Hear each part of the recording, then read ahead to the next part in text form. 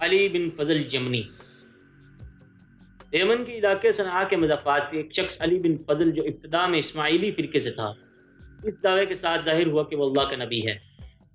بہت عرصے تک اپنی جھوٹی نبوت کی دعوت دینے کے بعد جب کسی نے اس کی تصدیق نہیں کی تو اس نے سوچا کہ کسی ہیلے یا شعبدے کے ذریعے لوگوں کو اپنا عقیدت مند بنانا چاہیے۔ چنانچہ بہت غور و فکر کرنے کے بعد اس نے ایک صفوف تیار کیا اور ایک مرتبہ رات کو ایک بلند مقام پر چڑھ گیا اور نیچے کوئلے جمع کر کے دہکا دیے اور اوپر سے اس نے اپنا بنایا ہوا کیمیائی صفوف ڈال دیا۔ اچانک آگ سے ایک سرخ رنگ کا دھواں اٹھنے لگا تو دیکھتے ہی دیکھتے آس پاس کی ساری فضا میں چھا گیا اور ایسا معلوم ہونے لگا کہ ساری فضا آگ سے بھری ہوئی ہے۔ پھر اس نے کوئی ایسا عمل کیا یا منتر پڑھا کہ دھوئیں میں بے شمار آگ کی مخلوق دکھائی دینے لگی۔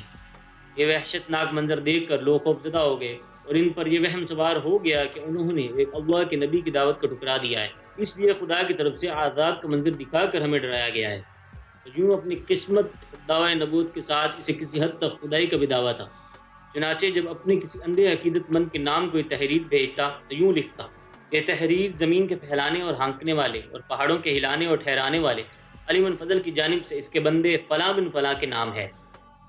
اس نے بھی اپنے مذہب میں تمام حرام چیزوں کا حلال کر دیا، حتیٰ کہ سگی بیٹیوں سے عقد نکاح بھی جائز قرار دے دیا تھا۔ جب نوبت یہاں تک پہنچی تو بعض شرفائے بغداد غیرت ملی اور ناموس اسلامی سے مجبور ہو کر اس کی ہلاکت کے در پہ ہوئے تو 303 ہجری میں اس کو زہر دے کر ہلاک کر دیا گیا۔